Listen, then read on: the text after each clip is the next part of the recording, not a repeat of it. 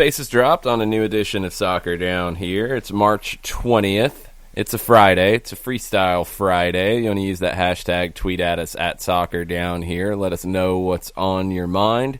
It's actually been a little bit of, I don't know if news is the right way to put it, but some things to dig into this morning just a bit. Some local announcements, some games that are going to be rebroadcast, all kinds of stuff to start with on a Friday. John, where do you want to start? Well, since John Dolzar has hopped in timeline this morning, referencing the fun that we had yesterday afternoon. Yeah. And it was the first... Go ahead. I was just going to say, it was the first SDH watch-along that we decided to have yesterday, and it was pretty fun.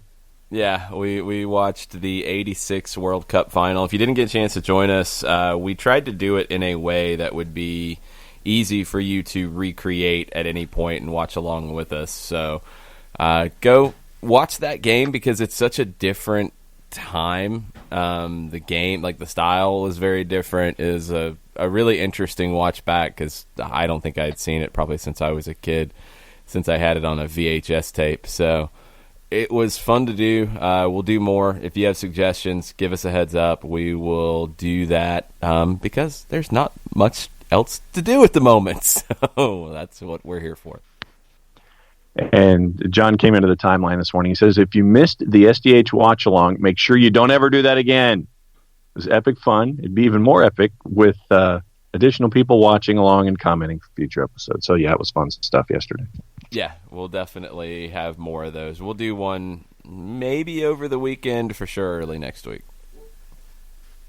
And, Tom Brady signed a contract to play in Tampa. So now are you finally over this? Over it? That's, Stop. Well, I mean, Stop. How would you say over? Stop. You've been trying to say he's not going to do it. It's not going to happen. You've been proven wrong on so many different occasions this week. Take the L. Well, then let me ask you this. No, take the L. No, it's fine. Hey, so Tom Brady has signed to be the quarterback in Tampa. Great. Fantastic. More power to you. Getting $30 million a year. Great. Tom Brady. You're going to have an offensive line to help you out? Because I'm better than you, and you know it. That's Tom Brady at this moment. Never trust someone who wears a scarf in public with his clothing. So don't trust soccer fans. John, that's a very insulting thing for you to say on the show. Don't trust wrestlers that wear scarves. Don't trust starting quarterbacks that wear scarves. Okay, that's better. So, yeah, I always maintain never trust a wrestler that wears a scarf. Okay. So, like I said, that's where MJF came into play. But, yeah, so if Tom Brady doesn't have an offensive line to help him stay upright in Tampa, he's going to be the over 40 version of David Carr, and it's going to be an 8-8 year. Congratulations. Might have been an 8-8 year in New England. At least he's going to get paid well. Why you got to hate, man? Oh. I'm just, hey. You're I ain't hating. I'm just participating. No, you're hating. Don't even try to lie about that. You're hating. Let Tom Brady do his thing. He gets to go play in a much sunnier place. He gets paid a boatload of money. Good for him. Go have it. Yeah, good. Hey, if the Glazers want to pay Tom Brady $60 million over 2 years and not invest in Manchester United and not get Ed Woodward taken away from his current job and move him over. I don't think Tom Brady's paycheck has any effect on Manchester United. That is a very dangerous correlation to make. Chris Ashley was looking for the breaking news sounder out of the blocks this morning. Oh, wow. Okay, hold on a second there, Chris Ashley. Dun, dun, dun. What's going on, Chris Ashley? According to our friends at Planet Football, FIFA is opening up its World Cup video archive for free to give fans something to watch while coronavirus shuts sports down around the globe. All right. Absolutely. So you're a fan? Well, yeah. All right. Well, then give me your 5 must watches out of that FIFA library, assuming that they're there. Assuming that just they put everything in there. First 5 games that I'll go look at. Let's see. U.S. Germany 2002.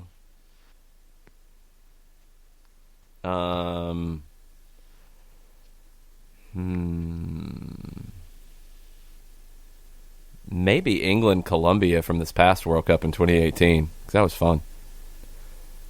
Blood and guts. Argentina Belgium from the semis in '86. I mean, this is good because it'll be easier to watch this stuff, but there's a lot of games that are already available if you know places to find them. And one big place is YouTube, but if these are available just where it's much easier to dial it up, cool, I'm in. Okay. I want to go back and watch the U.S. in 1990, like U.S.-Italy in 1990. Stuff like that. I want to pick some good ones. Well, and I would probably go back into, like we did for the watch along, and look at stuff in 86 and 90 and kind of drift backwards a little bit just to see. I would look at it more for the TV production and the production quality, just to see what it looked like in the late 70s, early 80s, that kind of stuff. Yeah, I mean, who knows what feed you're getting? Who knows what production you're getting? And have to wait and see what they put. But that's interesting. I'll have to take a look at that. Chiefs coach, take 2. Chiefs coach Steve this morning. And this is a definite Friday question. Okay. With current conditions, has the expiration date on milk become more arbitrary than ever? I would say no. Yeah, I'm going to go with no as well. You get into a situation where there's a smell, and that's a problem. Yes. Yeah, that's one I'm not risking. Bread is a little bit different conversation. Yes, with a functioning fridge, that is a definite conversation. Yeah, I mean, I'm not drinking expired milk. Bread, no. If it might be just a little stale, you can still do some things with it. Milk, yeah, you put it in the microwave. Maybe put some water on it to help things out a little bit. Well, but you loosen it up, because you know how when you put water on bread to loosen it up. What are you talking about? Well, when it gets hard, the constitution of bread and having sat in either a refrigerator for a period of time, it gets hard, and so you have to feel like you might. How do you put water on the bread and not make it just soggy bread? Okay, here's what you do. You take a napkin and you wet the napkin. And I mean, you don't drown the napkin, but I mean you put enough water on it to where it'll spread around, and it'll spread around on its own. Then you put you wrap the bread in the napkin that has the water in it, put it in the microwave for 10 or 15 seconds, and the bread regains its constitution. It actually it doesn't taste. No. Nope. Okay. If anybody else has done that, please let us know at Soccer Down Here on Twitter. Disagree. It actually does work. If you have pizza that has been in the fridge entirely too long, at least you think maybe a day longer than it should. If it's been there for the second day and you still want to have it, seriously, do this thing with the water in the napkin. Wrap the bread in the napkin for 15, 20 seconds. The bread regains its constitution, and it gets back to being edible. I've never heard of anything like this. Seriously? I'm the one giving you a bread hack? I don't know if I would qualify it as such. It sounds kind of ridiculous. I'm not going to tell you to wait and have this opportunity happen so you can try it, but it does work. It was shared with me, and it works. Okay. So that's my one life hack for the show. I'm a little confused, but okay. And Ricky Ricardo says that I'm right. Okay. Holy crap! I've never heard of such a thing or done it. He says, yeah, you can do it for pancakes and French toast as well. He says you can also fill a cup with water and put it in the corner of the microwave and heat stuff up, and it works. That seems better to me. And Jason says that Jason, you're losing this one. I'm not saying it's not incorrect. I mean, I've just never done it. I've never heard of it. That's yeah, I hadn't heard of it either. Never ever heard of such a thing. Tried it? Seriously, you've never heard of that? No. Wow. Okay. Well, one. Hey, life hack one for me. Yeah. In the history of the show, 4th season it took for one life hack. It's true. Michael Ruiz, with the Georgia affiliation that you have, has Gurley with 5 exclamation points and a "Let's go" in all caps. Yeah, that was a surprise. I think we need to know what kind of a contract is being signed, because injuries do take a toll, and the Falcons don't have a ton of money to do a lot of things, and you'd hate to see it tied up into a running back, but it's a cool move, and it's a good move on the PR side. If it's a 1 year, show and prove kind of deal, it's a smart move, because you had to have a running back. So why not get one that people actually really like in this town? That's kind of a good thing. Except for Georgia Tech fans, they'll be upset about it, I guess. Well, and now not knowing what the status of the contract is, and if it's incentive laden or if it's an actual contract with funds attached to it, a lot of folks are saying it's just a higher priced version of Devontae Freeman. It might not be a higher priced version. That's the thing. And he was more productive than Devontae Freeman last year too. So you can throw that one in the trash, I think. And it comes down to a thing. I mean, we talked about it on 92.9 with John Chuckery this week. You couldn't really afford to bring Vic Beasley back because of how bad he had been, even though you're spending more money for a player who produced more, but not a ton more. You kind of had to make the move because he had to go.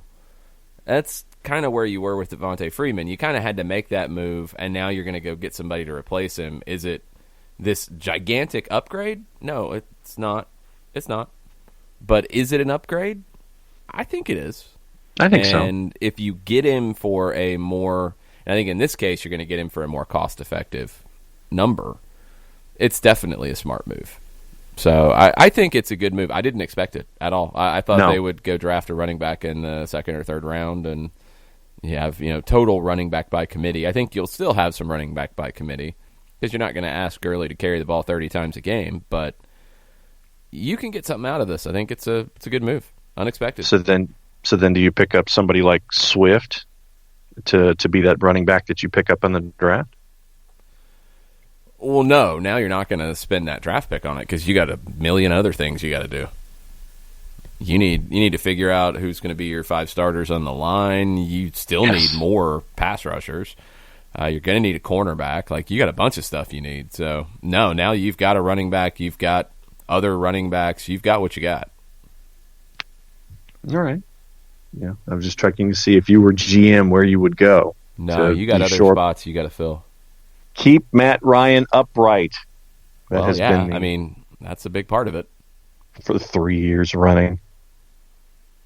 So I'm looking at this FIFA thing. It looks like it's not like a library where you can just watch whatever you want. They're going to have voting for specific games, and then they will show specific games. So it's not like you can just dig back into the archives. That's not happening. Oh, that's disappointing. You led us astray, John. No, I've read the headline given to us by FIFA and Chris Ashley. Bamboozled, led astray, run amok, and flat out deceived. Agree.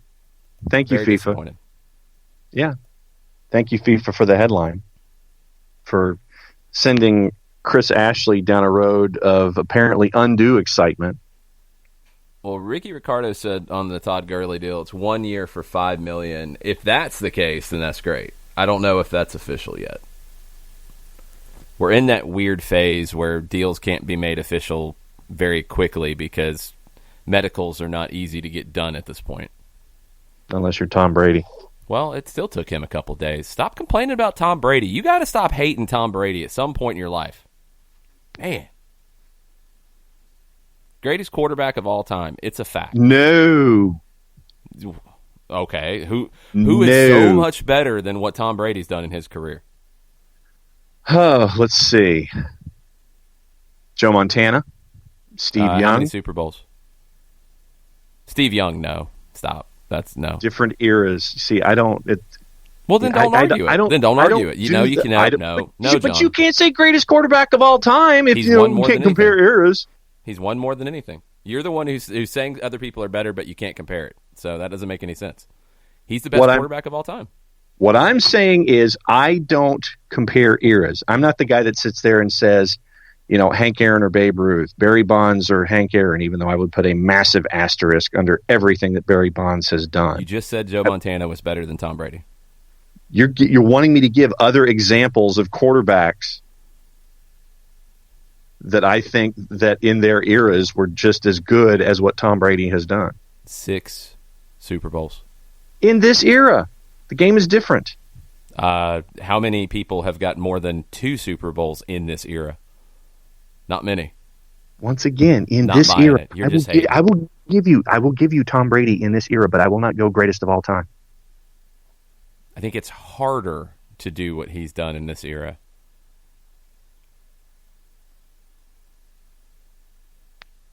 All right, well then what about basketball? That has nothing to do with what we're talking about. No, it goes into the whole eras discussion is what I'm getting at. Okay.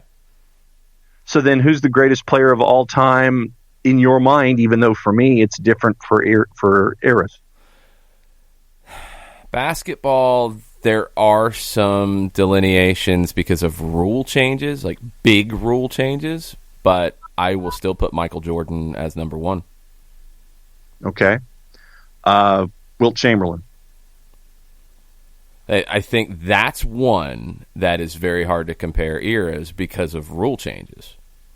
And you're also, it's like saying, who's the greatest football player of all time, Tom Brady or Walter Payton? They do different things. That's a tough one. Okay. Because if you're getting into position discussions, that's an entirely different argument. Yeah. I said Tom Brady was the greatest quarterback of all time.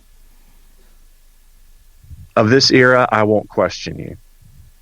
But I think that because the game is different, you had the quarterbacks in different eras that did different things and had to do different things. I will say in this era, I will give you Tom Brady.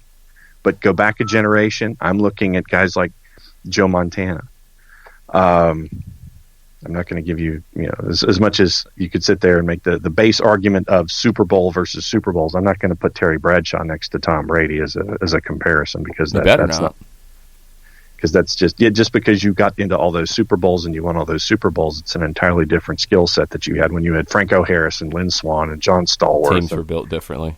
The defenses, yeah. And so that's why, for me, I can give you Tom Brady in this era, but I can't give it to you in all time because teams were built differently. Well, here's what I will tell you to shred your Joe Montana argument. Uh-huh. Jerry Rice. Did Tom Brady have a receiver in the ballpark of Jerry Rice for any extended period of time? How long was Randy Moss in New England? Like a couple years, maybe 3. And are you going to say Randy Moss and Jerry Rice are equivalent? Oh, Lord, no. Well, then...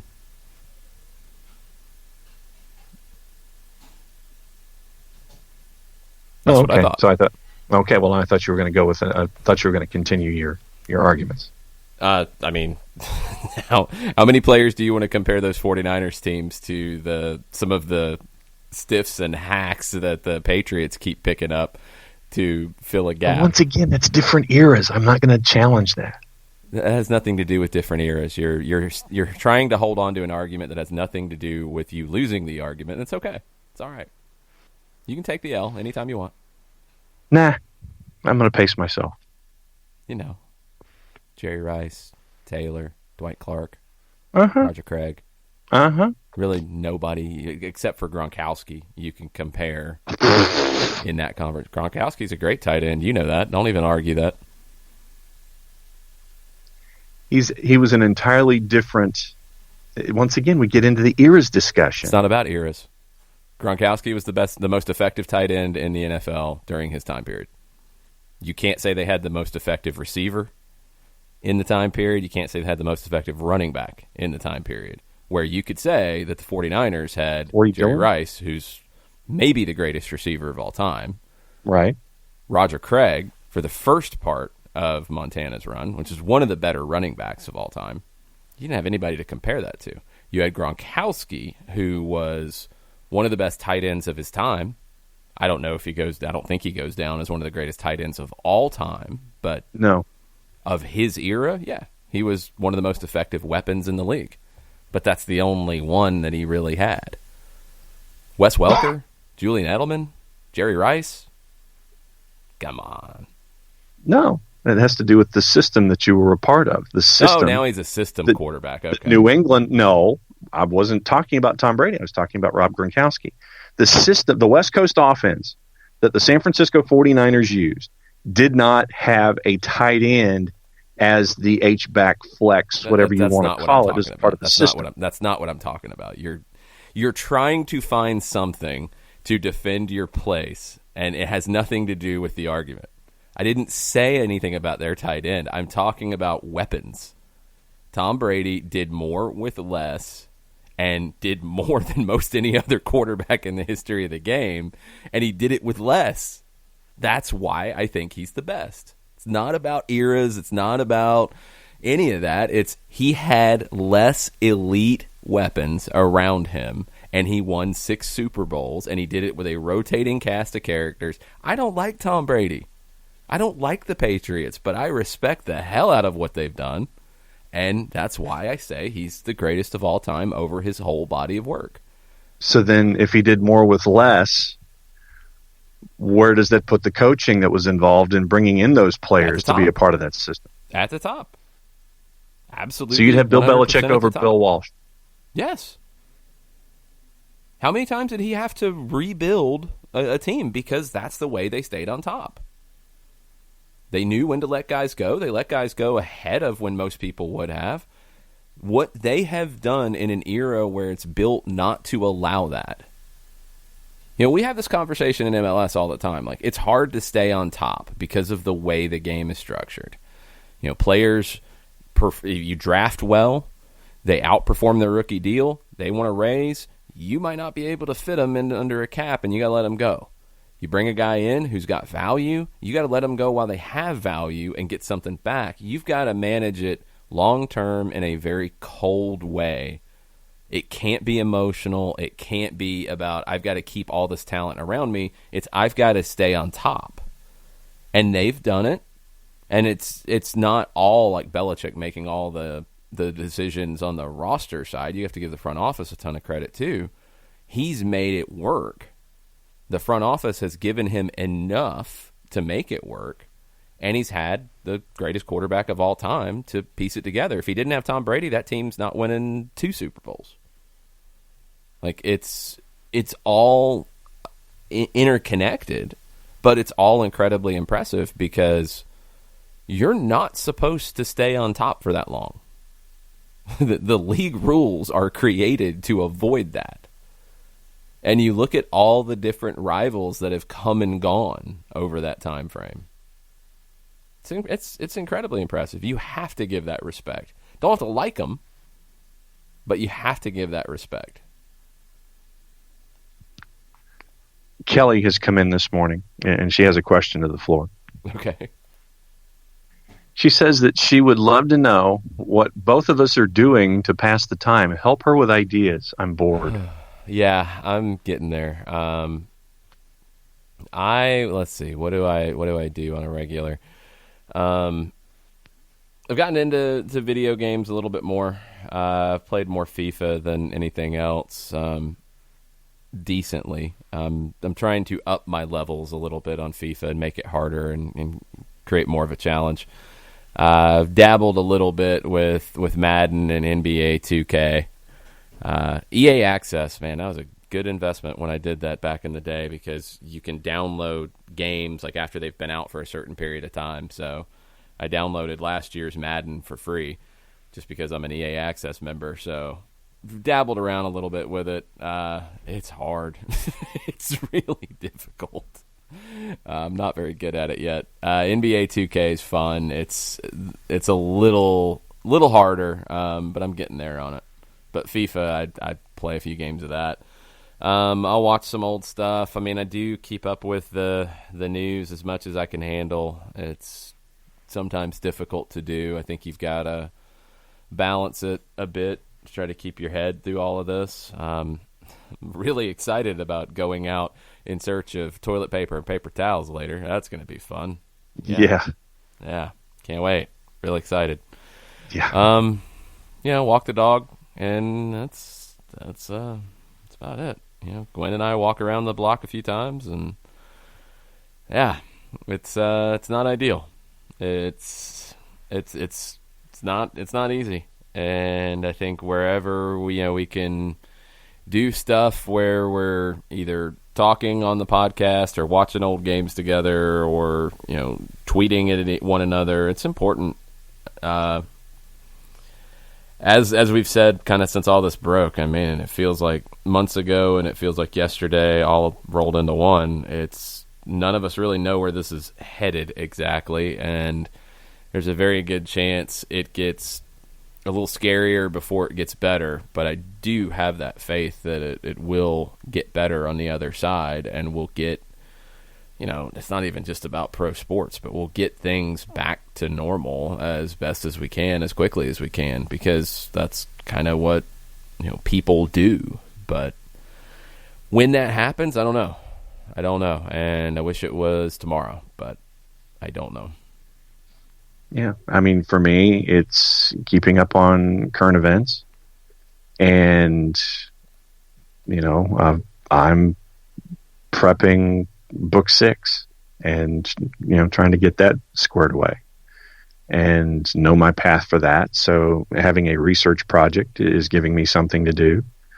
Looking into doing some 1v1s and starting those next week with the franchises that are around, about what it's like for them and their individual footprint, and getting a taste and a touch of what's going on in each of the markets that we cover, and what's it like for front offices, and how are they keeping track of players, and how are things looking in each individual cities, and those kinds of things. So basically, it's working as best you can, from my perspective, working as best you can, and trying to do what I can to keep my brain engaged, basically. And I guess that's probably the best way to phrase it, is whatever can keep you engaged mentally, and just do that. And yes, there are times where Trooper wants to be taken out, and it ends up that he wants to be taken out more than his normal couple of times a day.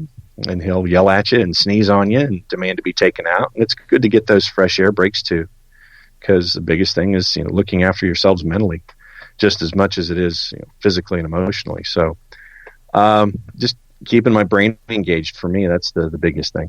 And if it means poking folks in the sternum and getting into verbal jousting matches, that's fine too.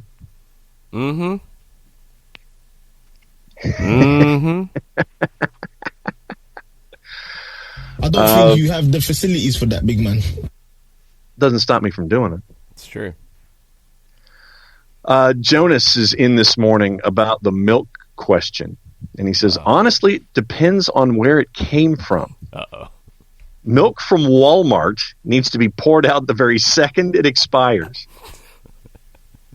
I don't know how Jonas knows this, but okay. Milk from Publix last a good 5 to 7 days past expiration. I have not verified these results with other labs, but it is the case in mine. Look, I'm not a hoity-toity, all organic buying grocery person, but milk is one where it's worth the little bit of extra to get the organic milk that's going to last longer, and I can trust it. The only time I don't do that is if I'm getting it for a very specific purpose, like if I'm getting a small container for cooking or something. If I'm getting it for a very specific purpose, cool, I'll get whatever. But if I'm getting it and I don't know when I'm going to finish it, yeah, it's the organic because it will last, I think, almost up to a month, depending on the organic brand. Did not know that. Yeah. Because usually, for me, it's the milk when I drink it on those rare instances. Yeah, it's pretty rare. I'm a chocolate milk guy though. If I'm just drinking milk, yeah, I'm gonna have chocolate milk. And for me, you look at the expiration date and you go past that 7th day past expiration, and you're like, nope, gotta go. So you go 7 days? Yeah, but that was what when you're a kid and when you're growing up, that's what your parents and your grandparents told you. It's like, yeah, milk is good to the 7th day past the expiration date if you keep it refrigerated the entire time. Nobody ever told me that. It was you open it up and it's a little rank smelling, and that usually is way before 7 days. That's the Godfather. That's the grandfather clause in all of this. You open it up and it smells. See ya. But if you open it up, get to 7 days past. Yeah, I've had it get to 7 days past, but that's the thing. But I'm not an idiot, contrary to popular belief. And I wasn't going to say anything. Oh, well, heck, that's an easy door for me to open. But I mean, I'm not a moron, and I'm not going to sit there and unscrew the top on a gallon of milk, and if it smells, and go all bachelor and go, yeah, hey, we're within the 7 days. I'm going to continue to drink it. No, not one bit. No, it's like if it smells, see ya. Doesn't matter how long it's been in the fridge. Oh man, this show's degenerated. We're all losing our minds. It's a Freestyle Friday. That's what this is for. Okay. Chiefs coach Steve can confirm the bread hack from earlier. And the Colonel says no hack is complete without mustard on the bread, and call it a sandwich. Hashtag Somos Atlanta. I'm not having a mustard sandwich. No, but what you can do is if you put the mustard on the bread, you put the bread in the microwave, then it softens the bread up. Then you can pull stuff out of the fridge, and you got a little bit of a heated sandwich there at that point, a little hot sandwich. Okay. Yeah, I mean, I'll have a ham sandwich with mustard. That's always a good one. Yes, and Jonas, definitely. If it smells like buttermilk and it ain't buttermilk. Yeah, that's a problem. Let's see. Ricky Ricardo calls our jousting this morning 1-1 off of the Brady equalizer. Yeah, for sure. I mean, that was Red hack for me. Brady equalizer for you. We're tied at 1 this morning. Chris Hutchison that wants to bring back Bart Starr. No. I mean, did he throw the ball more than 10 times a game? No, game manager. It's all you needed. Yeah, but that doesn't put you in the best of all time. I mean, he had Jim Taylor, Jerry Kramer, and a defense, so he didn't necessarily have to. And Boyd Dowler at the wide receiver spot. Willie Wood, Herb Adderley on defense, and I think that was defense first with just enough offense to get you by. Yeah, that doesn't put you in that conversation. Chris Hutchison, in answering Kelly's question, says that he's going to wash and wax his lawnmower just as soon as I finish adding a nitrous injection kit to it. Oh, I do need to wash my car. For some reason, it became a target of multiple birds that I'm very unhappy with. Oh, I thought you were going to say it became multiple pollen targets and turned yellow. Well, that always happens. That's why, you kind of just accept that. But no, birds, I don't like them. They don't like me either. But no, I'm right there with you. My car seems to attract both birds and pollen. Every car attracts pollen. That's nothing new. No, but why is it that the darker cars are the ones that attract pollen the most? It just shows up. It's everywhere. I went down the rebroadcast rabbit hole this morning. Yeah. MLS Classics for the next week. They've starting last night, 8 o'clock on MLSsoccer.com, full game replays. And I don't know if this carries over to their Pluto TV channel or not, but they've announced their MLS Classics through next Wednesday, the 25th. Okay, what do we have? The Rooney play was last night. That was last night, yeah. Tonight at 8, it is the double post from Portland and Sporting Kansas City from 2015. That's a wild one. I mean, the finish was the wild part with penalties, but yeah, it's a good game. Then Saturday at 8 Eastern, it's the Beckham debut in New York in 2007 with the Galaxy Red Bulls. Insanity. That's a great game to have on there, and to have it in like decent quality, because there's a like bad quality extended highlight thing that I saw on YouTube of this, but that's a wild game. I remember going up to the brew house to watch games that night. I think we were going to watch a different game, and that game just kept having madness happen every 5 minutes. So that was wild. That's a fun one. Okay, so basically you're telling me I have to watch it now. Yeah, Saturday night, that's a must. Sunday night at 8, MLS Cup 2006, the Revs in Houston. I'm trying to remember the storyline of that one. I think it was a good one, and I think it was one where we went to extra time and a little bit of back and forth there, and I think Houston won on penalties. They rematched again a year later, and I was there for that at RFK, and Houston ended up winning that one in regulation. I think the 2006 one was penalties. Monday night at 8, Cali Classico, the comeback in 2013. I don't remember that game specifically, but Galaxy and San Jose had some wild games around that time.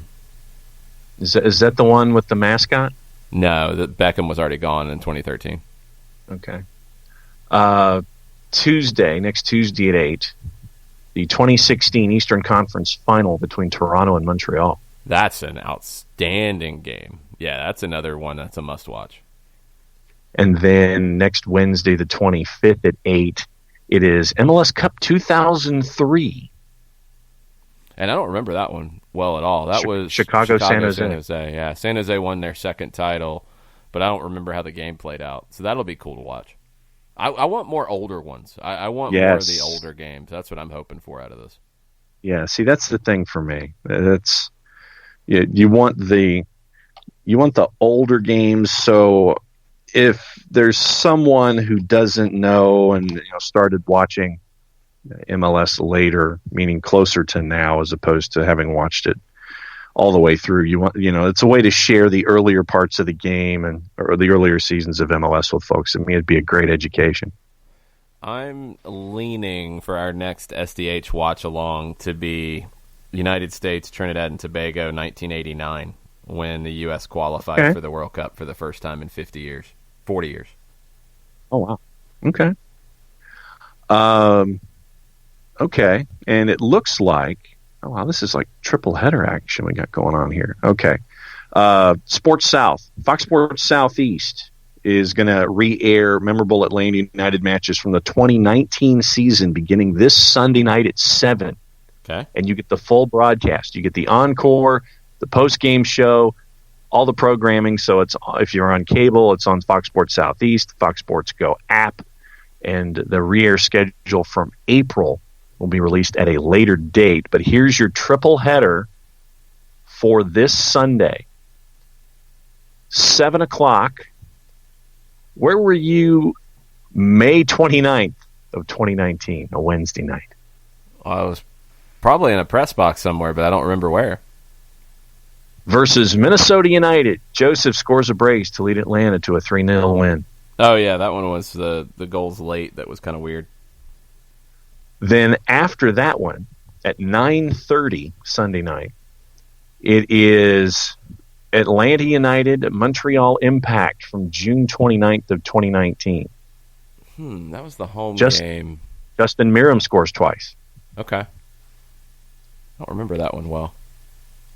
And then for the Five Stripes After Dark, or Five Stripes Even Darker, midnight, it is the match against the New England Revolution from October 6th, the Sunday, against the Revs. The decision day game. Joseph Martinez, Julian Gressel scored goals in the second half to give Atlanta United a 3-1 victory over New England. Yep. That's the decision day, last regular season game from last year. And then next Sunday, they've already got that one laid out, the triple header. 7 o'clock, Fox Sports Southeast, Fox Sports Go app. It is the away game in New England. Oh, Saturday. That's a good one. Barco was outstanding. April 13th from 2019 at New England. Barco scores both in the 2-0 win. Then, 9:30, it is the match from 2 weeks later against Colorado. Julian Gressel scores the only goal in a 1-0 win for Atlanta United. That was a tough one. That was a tough match. And then Five Stripes Even Darker, the midnight game to end the triple header next Sunday, the 29th. Wednesday, May the 8th, against Toronto FC. Tito Villalba, okay. Julian that was a Gressel decent one. in the 2-1. So that's what Fox Sports Southeast is doing. They're going to start re-airing triple headers on your Sundays, starting this Sunday. And when they figure out what their April grid's going to be like, well, obviously we'll let you know about that too, and we'll remind you next week about the triple header on the 29th. But the triple header on this Sunday, May 29th from last season against Minnesota United, June 29th against Montreal, and then Sunday decision day against New England. Triple header on Fox Sports South. Very cool. So that's what Fox Sports Southeast is doing. Excellent So, day. Good stuff from them. What else did you have on your plate that you wanted to get to this morning? Oh, it was soccer over there. It was once again, if you can, and if you haven't, and I'm hoping that writers will continue to open paywalls to favorite articles and things like that. But from The Athletic, article from overnight, our time, Matt Slater and David Ornstein, that there has been a £50 million short-term relief package put in by the EFL front office for the 71 clubs that are currently in the Championship League 1 and League 2. Put in? Has it been funded, or is it being requested to be funded? It's been funded, and it's a combination of fronting TV revenues and things like that. It's like 29 from one source, 21 from another, and the individuals that were interviewed by Slater and Ornstein say, yeah, this is a great start, and we're going to apply it to continuing to keep things going in the shorter term. But if things continue to go longer, we're going to need more assistance from that $50 million. But it's a short-term relief package put out by the EFL for the teams in the second, third, and fourth tiers. That is really good to see. I'm glad that got approved. I was wondering if that was going to get stuck in politics back and forth arguing, and these clubs need this money now. And so that's what that was the other news that I saw out of the Athletic this morning that came screaming across my timeline. So I thought it was really cool to see and very important for what's been going on recently. So some stuff on the local business side. Our friends at the Brew House have temporarily closed down, but go check out the Brew House Cafe on Facebook. They have a gift card campaign that they are using to help with their staff and help keep their staff with some money during this period of time. So go check that out. I talked to Sakib yesterday a little bit, and we'll be back at the Brew House as soon as we can be back at the Brew House, and these gift cards are going to get used. So if you have the means and you're thinking about coming out to join us at the Brew House Cafe when we get back to our live shows, grab a gift card. It'll help out the staff in the short term and get them back on their feet as quickly as possible. Some places that are still up and running, Wild Heaven. You can get your beer to go, the Tremolo Nitro cold coffee, both locations, Avondale, West End, during their normal hours, 1 to 6 at Avondale, 12 to 8 at West End. Comida Fina, awesome tacos, nachos, food to go at their West End location. Second Self is doing drive-up to-go sales of all their canned products from 10 to 7. give them a call. You can place an order, tell them when you're coming. They'll have it ready for you. Our friends with Reformation Brewery are doing similar types of things as well at their locations, so check them out. Make sure you're following all these different folks on social media because these things can change kind of on a daily basis. Yeah. Pizzeria Azzurri, running all kinds of specials, free delivery. They've got takeout. Verona Napoli here in Midtown, they've got takeout. They've got delivery via Grubhub, Uber Eats, Chow Now. The Krog Street Market location is pickup and delivery only. One that Mike Conti and Nick Alifi both swear by, East 48th Street Market in Decatur. You can call in your order. You can tell them when you're coming. You can prepay with a credit card. All you got to do is pull up to the curb. They'll bring it out to you. It's really important where we can, where you can and where we're able to support these businesses and help them, keep going during this time frame. And these to-go orders and pick-up orders are really, really important in that process. One more in Marietta, the Butcher, the Baker. Sorry, East 48th Street is in Dunwoody, my bad. The Butcher, the Baker is in Marietta. You can call in. They have a call-in menu at TBTB Marietta on Instagram. You can also grab a gift card from the Butcher, the Baker in Marietta, and half the money from all the gift cards sold is going to staff to kind of make up what you would normally get in tips. That's another way you can help out. So all kinds of different places. If there's places that you frequent that you like, that you want to shout out, please send them our way on Twitter. Yes. and give us that heads up so we can blast it out. Yeah, and that's, once again, what the boss and I have been doing.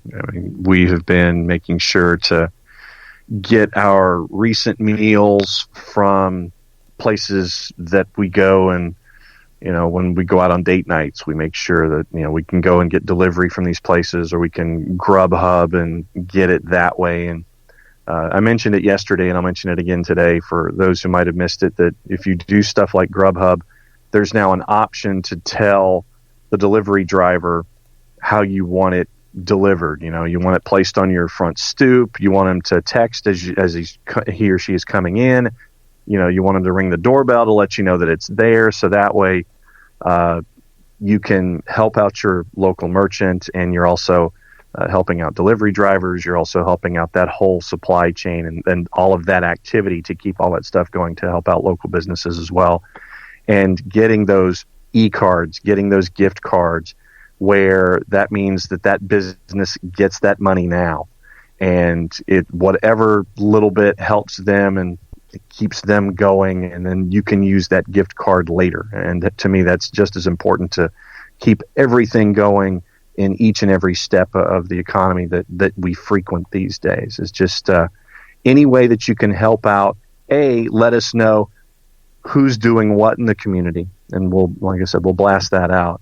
And once again, it's just all about keeping everybody up to date as to what's going on when it comes to making sure that the engine that is there can stay as strong as humanly possible throughout all this.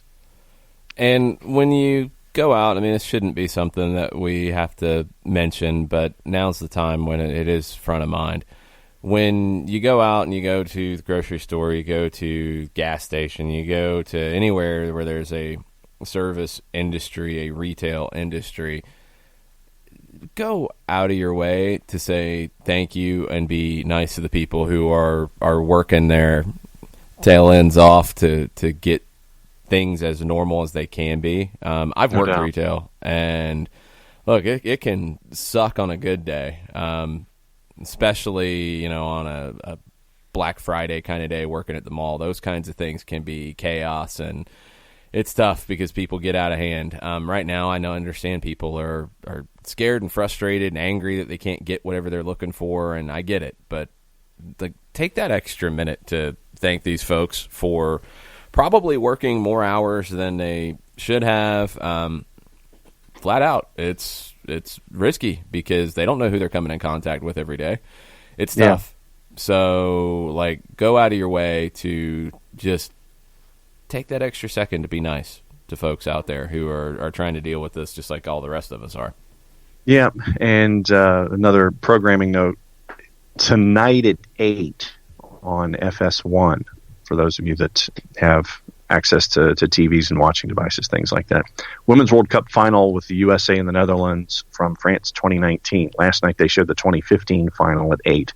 Tonight on FS1 at 8. USA and Netherlands, the France 2019 final, is on the FS1 network as well. Yeah. Lots of different things as TV, as leagues, as teams, as everybody tries to figure out what things are going to be right now. I think Atlanta United's going to stream on ATLUTD.com the San Jose game from 2018. I think it won the vote yesterday. That one won the vote? Oh. That thing was wild. And I think it's probably one of the Atlanta United games that has been watched by the fewest amount of people because it was 11 o'clock on a Wednesday night in San Jose, and it's one of the most ridiculous games I've ever seen. So details will be forthcoming, ATL UTD on all social media channels. That is a must watch because it's going to be ridiculous. Yeah, and coming in a close second was the 6-1 Snowmageddon game from 2017. That was a fun one, for sure. But, man, the San Jose game was insane. and listening to you and Mike with all of the second half chaos, I mean, it was must-listen radio for a wild night across the board. And I mean, it was for those that, I mean, because we got the stories when you came back about folks who had turned off their car radios and had gone into buildings and things had changed by the time that they had gone from the car into the building, into the bar, whatever. I mean, it was one of the most wild, it was one of the wilder I got to nights tell the story the right way because you reversed right, go for it. And okay. made it weirder. What happened was one. I cannot remember who it was. If you're out there listening, please give me a heads up that this was you. They were watching the game at a bar, and when Wondolowski, I believe it was Wando, scored to what looked like the score was 4-1. He paid his tab, walked out to his car, started his car, ready to go home. Well, 92.9 was on in the car, and we were talking about what we had seen because the announcers for that game were not in the venue. It was being called remote. It was one of the SAP games that was on Twitter that the announcers for Univision Deportes at the time were in Miami. They didn't see what we saw happen. So there was a cross on the other end of the field that I can't remember who it was. I want to say it was Florian Ljungwirth. I might be wrong. He blocked the cross, and he tried to hide blocking the cross with his arm by like almost doing a chicken wing. Like he had his hand in towards his chest, but he raised his elbow up and blocked the cross. The ball went down the other way, and that's when Wondolowski scored. It was pretty quick. The whole argument that the announcers made about it taking too long and all this nonsense, like, no, you're incorrect. They didn't know what happened. It was a handball. The ball didn't go out of play. And San Jose immediately went down and scored. But I saw what I thought was the handball. I wasn't 100% sure. I saw the assistant referee's reaction on the far side. I saw the Atlanta players around there react as well.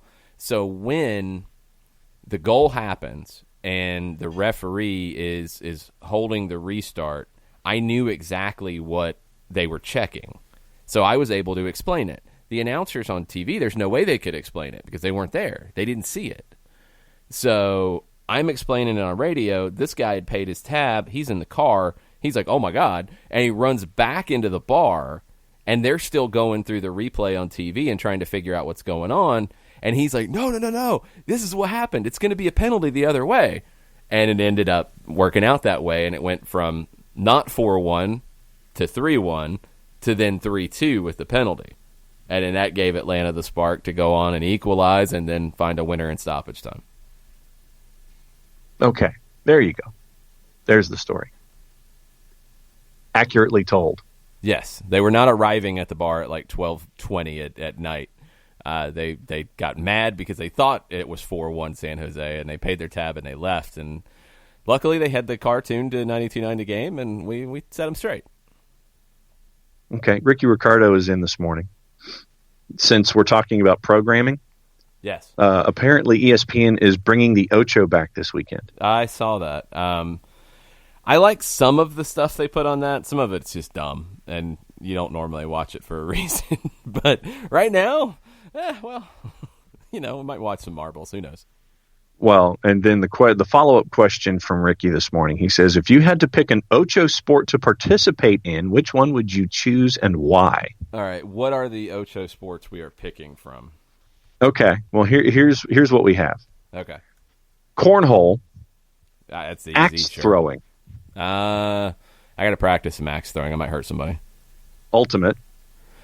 I played Ultimate like once. It's okay. I'm not mobile enough to really do much with Ultimate these days. Spike ball. Spike ball's interesting. It's kind of fun for a minute to watch, but I don't think I'd be very good at it. Is that bombardment? What's spike I don't think ball? It's bombardment. I don't know what bombardment is. Dodgeball, except you can catch it. No, it's not that at all. What's spike ball?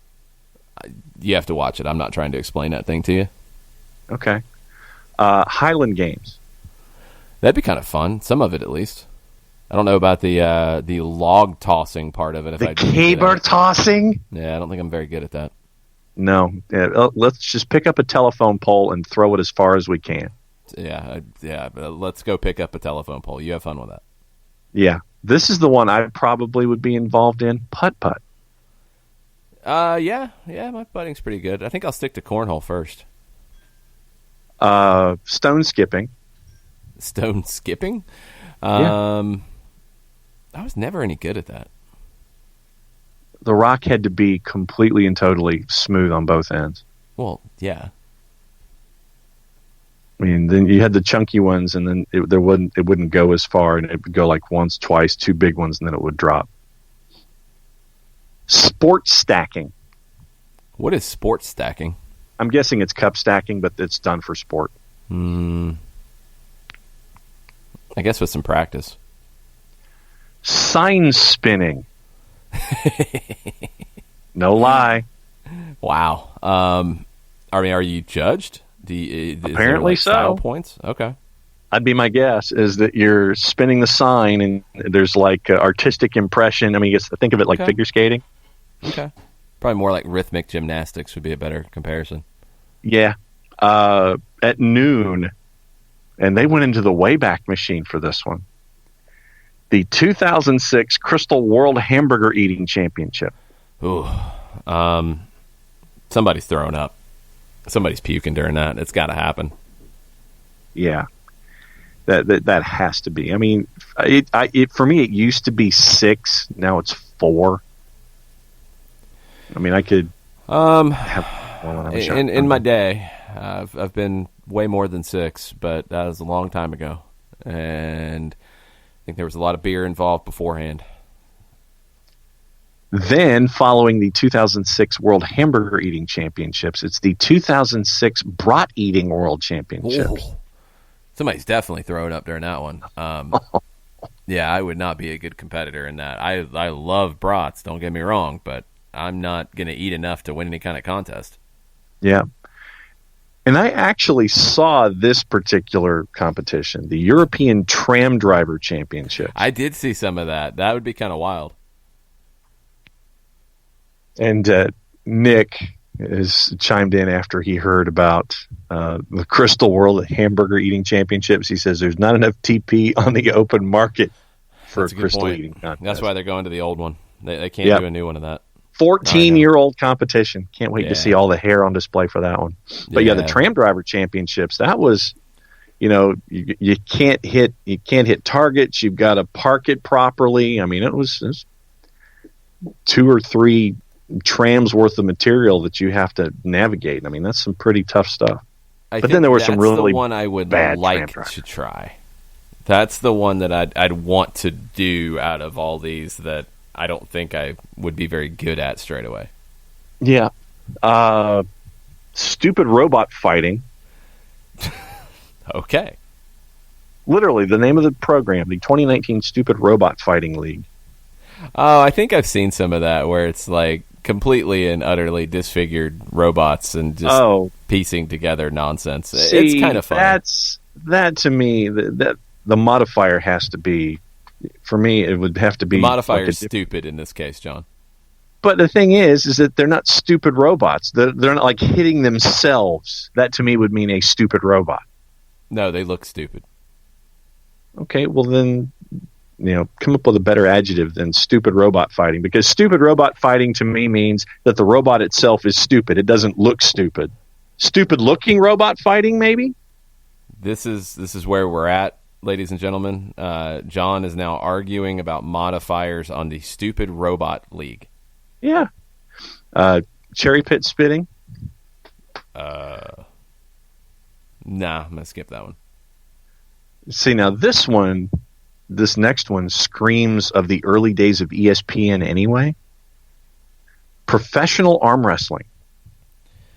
Yeah. What was it? No holds barred? Yeah.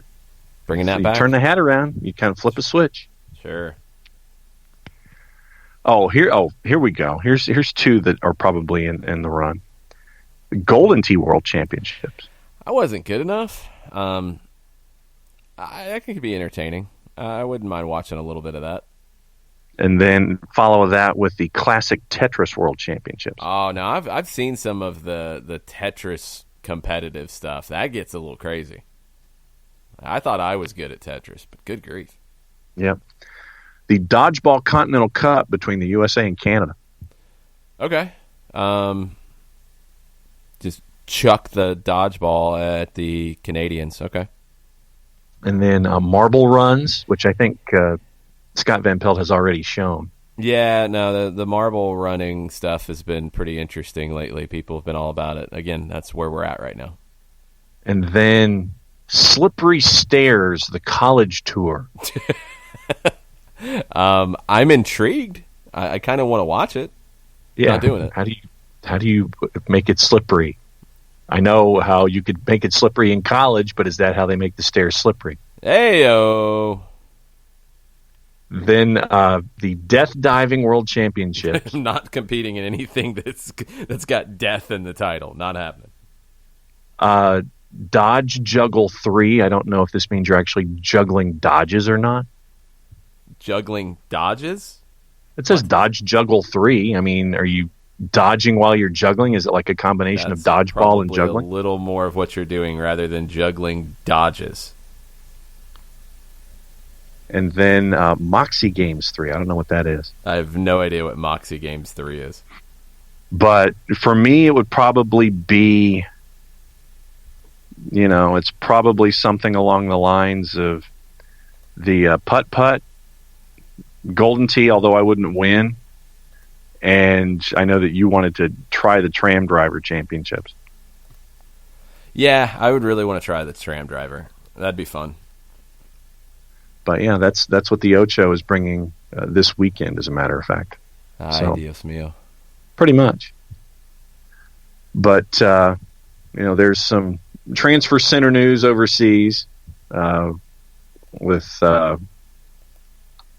the upcoming windows, whenever those happen. 9 players were sacked from FC Sion for not taking a pay cut. I mentioned this on, I think it was on Stoppage Time this week. You're going to have MLS, in my mind, MLS with its single entity structure will be able to handle this better than a lot of leagues. But you're going to have the ability, if MLS is in not a risk-taking mode, but in a spending mode when we get into that window and we kind of know what things are going to look like by that point, you're going to have a lot of players available. And you're going to have some clubs that maybe didn't need to sell before that are going to need to sell. You're going to have some bargains on the market. And if MLS is willing to put money towards it, they could dramatically upgrade their level of play very quickly in this upcoming summer window. And then there's some players that teams are interested in signing in the upcoming windows, and those are still being mentioned. Like I said, this is turning more into a bit of a soccer over there. Tottenham's interested in signing Kondogbia from Valencia. David Alaba is looking at possibly leaving Bayern Munich. Zidane is going to remain Real Madrid head coach next season, according to reports in Spain. Under contract until 2022. but they apparently, according to Sky, Real's hierarchy intended to assess his position in the summer, with Pochettino touted as a potential replacement. I love Mauricio Pochettino as a manager. I love the way he sees the game. Why would you do that? If you're Real Madrid, that feels like a step down. A manager who won 3 straight Champions Leagues versus a manager who doesn't have a trophy. And I think Pochettino is great. I think there's plenty of jobs that he'd be great at. But why would you do that? That doesn't make any sense. And so they've made the decision now that he will be back next season as manager. Speaking of Serie A, according to Tuttosport, Juve's in the lead to sign Paul Pogba for Manchester United. I think we've been saying this for like 2 or 3 years now. Yeah. And Pogba's agent, Mino Raiola, where have we heard this before, has already been in discussion with Juve over his client's return to Turin. Is that in the legal tampering time period or the illegal tampering time period? Oh, I'm sure it's just conversations. We're just talking, yo. Sure. Yeah, I loved the NFL this past week with the legal tampering era. Like, what? No, just say it's free. You're free to have conversations. Don't call it legal tampering. That's stupid. Yeah, if tampering is tampering. I mean, that's... You don't have legal tampering. Legal tampering. Okay. Well, we're talking... We're not doing anything. We're just talking right now. There, it's legal tampering. We haven't done anything. We haven't signed Tom Brady to a 2-year deal, but we're talking to him about it. Moronic. That's legal tampering. Manchester United has lodged an inquiry over the availability of Philippe Coutinho. Huh. They will be competing apparently with Chelsea, Coutinho has apparently struggled on his loan at Bayern Munich. Things are going to look really different in the European leagues. Mm-hmm. Yep, they are. Juve prepared to use Pjanic as a make-weight to try to get Jorginho away from Chelsea. Everton's interested in a defender in Ligue 1, Magalhaes. And that is your soccer over there update for today. Okay. We'll finish with this. The Athletic, Paul Tenorio and Sam Stejkal kind of looked at what MLS could look like and what challenges they're facing with the season. It's over at The Athletic. If you have a subscription, it's definitely worth the read. But when you start to dig into it, I think it's abundantly clear the league wants to play 34 games. They want to play a full schedule. The revenue from the match days is very important. They've opened up the possibility of pushing MLS Cup back later into... Well, they've already opened the possibility to December. It sounds like it's on the table to go even later than it used to be in December. So you could have a very late MLS Cup. Now, one thing that Tenorio and Stejkal point out is there has to be a certain amount of time based on the CBA between MLS Cup and the start of the next season. Now, one thing that they didn't say that I would think would be a workaround would be if the teams who played in MLS Cup have to have an extra week off. Okay, fine. The other teams that didn't play in MLS Cup would be able to start their preseason. I think it's a month after MLS Cup. So they'd be able to start earlier. They could get their mandated time off and then start. If the MLS Cup teams get a little bit extra time, they get a little bit of extra time. If that's what you got to do, that's just what you got to do. It's a minimum of 4 weeks off between the final and the start of the following season's preseason camp. I would assume that you could probably work out a deal, and I don't know why the players wouldn't be alongside with it.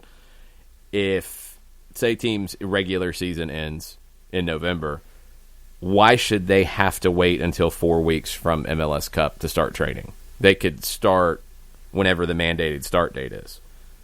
Does that make sense? If the MLS Cup teams have to start a little later to get their 4 weeks, they get their 4 weeks. I don't know why that would be an issue. I think that would be able to be worked out. Yeah, no, that makes absolute sense. It does. I think we know at this point you're going to have more midweek games.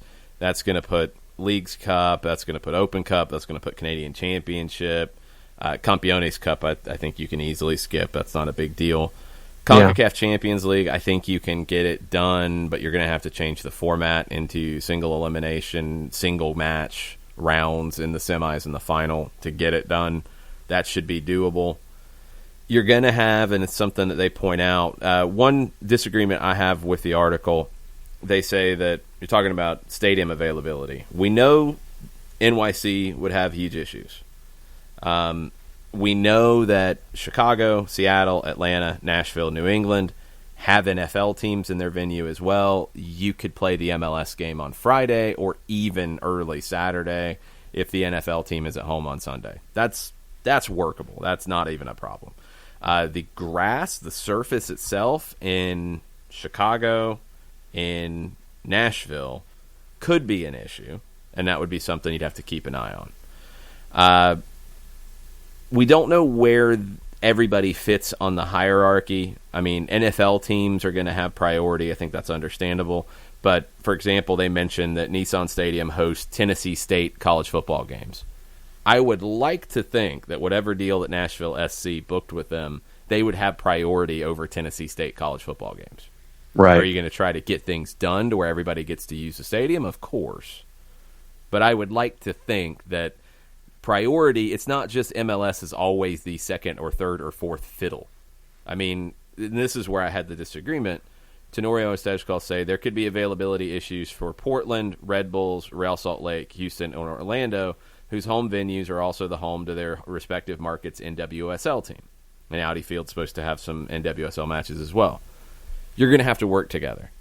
But the MLS team is going to have priority in those situations.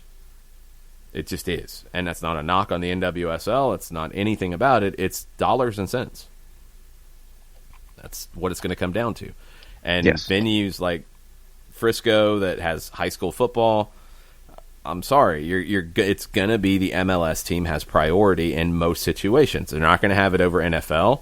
I would hope that the negotiations and contracts have been strong enough in places like Nashville to where they're going to have it over Tennessee State football. And other venues that rent the stadium out, like Houston, I think they rent the stadium out to I can't remember what football team plays in Houston at that venue. I know they have at least Houston Baptist, I think. Yeah, I would like to think that the MLS team is going to have the priority over their own venue and have their game scheduled first. Everything's going to be a scramble when all this happens. That's 100% valid. But this is a little bit of, massive freak out over things that I don't think are massive freak out. I mean, for Seattle, for New England, for Atlanta United, you can play. Atlanta has shown they've played a 7:00 MLS match on Saturday night, and the stadium's been ready for a 1:00 Falcons game on Sunday. Yep. Seattle used to say that they needed, I think, more than 24 hours. I think they needed 48 hours. That's all changed. But also, is there the possibility of teams playing games on fields that have football lines on them? For some teams, they might have to. I think you can take the hit this year and deal with it because of everything that's going on. If that's what it comes down to, that's what it comes down to. But New England, Seattle, Atlanta, you're all playing on turf. So if you play Friday night and the football games on Sunday, you're going to be okay. You're going to have to move the days around a little bit, sure. But to say that you can't do it because of scheduling issues, you're talking about, the NFL games on Sunday. That feels like a little bit of an overreaction to me. I've mentioned it on the roster side. I think they have to open up the rosters. They have to open up the possibility for players on loan. They have to open up, the ideas that teams can rotate their rosters a little bit more. They're going to need to because you're going to have more midweek games. It's just a reality. So we'll see where it goes. But I think you're starting to hear more and more about people talking about how you get restarted, how it gets back underway. That's a good sign. And I hope that after this next, week, maybe more, where it's going to be definitely thinking about the here and now as opposed to looking ahead. I think that you're going to be able to start looking ahead very soon and start planning on when this time period ends that the CDC's made the recommendation that MLS, USL, and WSL are all going along with right now, that you can start to create a roadmap to getting games back underway. All these leagues, all these soccer leagues want to play in front of fans. I think they're going to do everything possible to not have any games behind closed doors. I'd say it's probably fairly likely that the NBA can get back on the court fastest, even if it's exhibition games, behind closed doors because of the TV side of it. I don't think soccer is going to want to do that, although we don't know. You might get to a point where that's the fastest way to get back on the field, and to make the schedule work, it might be a necessity, and we'll see what happens. But I think after a couple more weeks, you're going to start to be able to figure out, okay, now what are we planning for? And that's where it'll all start to make a little more sense. Chiefs coach Steve says a petition FIFA to realign then resync the global soccer schedule is never going to happen, but still. Yeah, I mean, honestly, if you could get through everything, then yeah, that would make a lot of sense to explore these kinds of things. I don't know if people are going to be that forward thinking. I don't think you can get everybody on the same schedule either. I think that's probably impossible. But, you know, is it a time where MLS should seriously look at, would there be a benefit to going to a start in the fall, finish in the spring type of calendar? Explore it. Now's your time. If you're going to do it, now would be the time to do it. Not saying you should. I don't think it would work. I think you'd have to have a long winter break. It'd be tricky. Could it happen? Maybe. The required weekly test is going on the TV, and Gwen hates these things.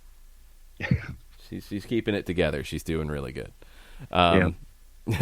But you get into a situation where if MLS ever wanted to do it, this would be the time to explore it. If leagues in Europe and other countries around the world wanted to go to a calendar-based year, this would be the time to explore it. This is the time to explore all of those kinds of things and think about it. I don't know if we see any changes come out of it, though.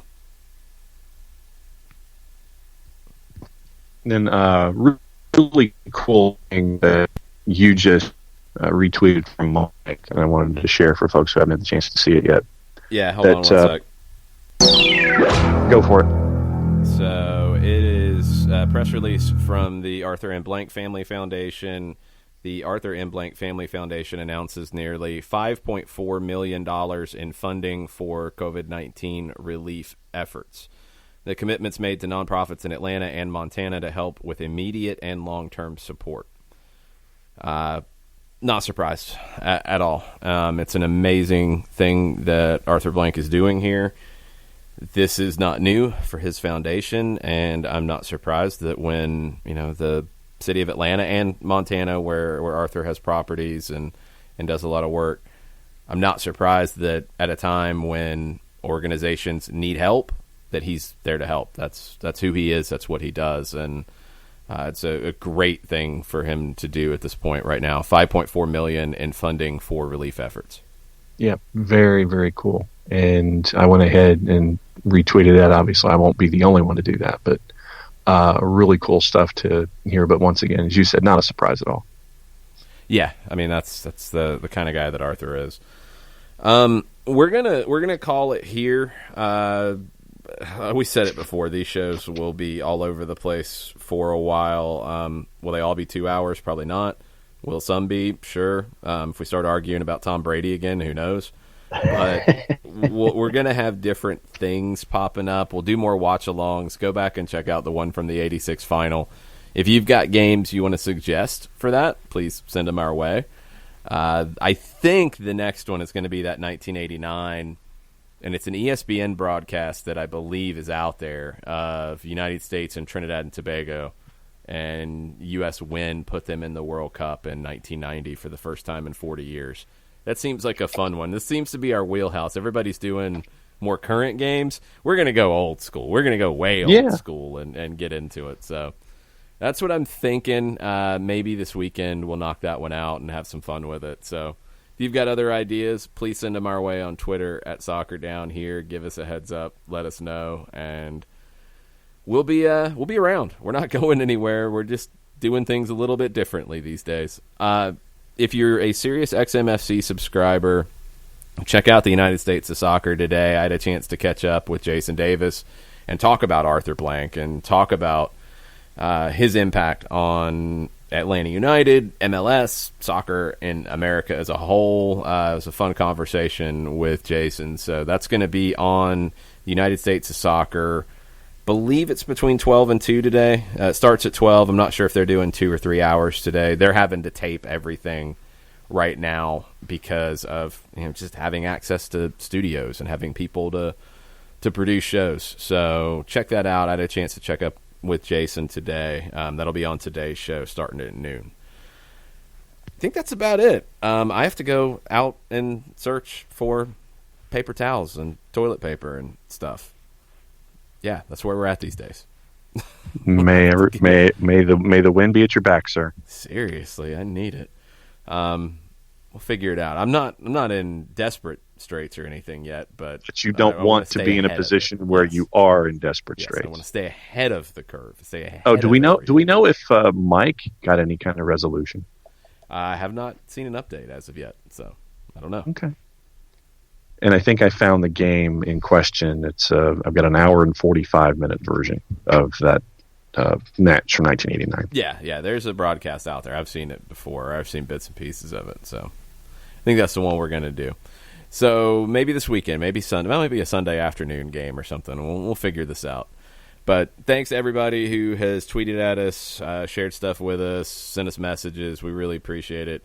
If you have local businesses that are out there that need a megaphone to blast out what they're doing, please send them our way so we can do that. We want to help as much as we can with not just the Atlanta area, but everybody who listens. If you've got stuff out there that we can share, please let us know so we can try to get the word out. If we can help drive some people over to buying dinner from a local business, we would love to do it. So please let us know how we can do that. Please keep listening, and please keep chatting with us, and we'll be back very soon. Thanks, y'all. Much plot, y'all. Much plot, y'all.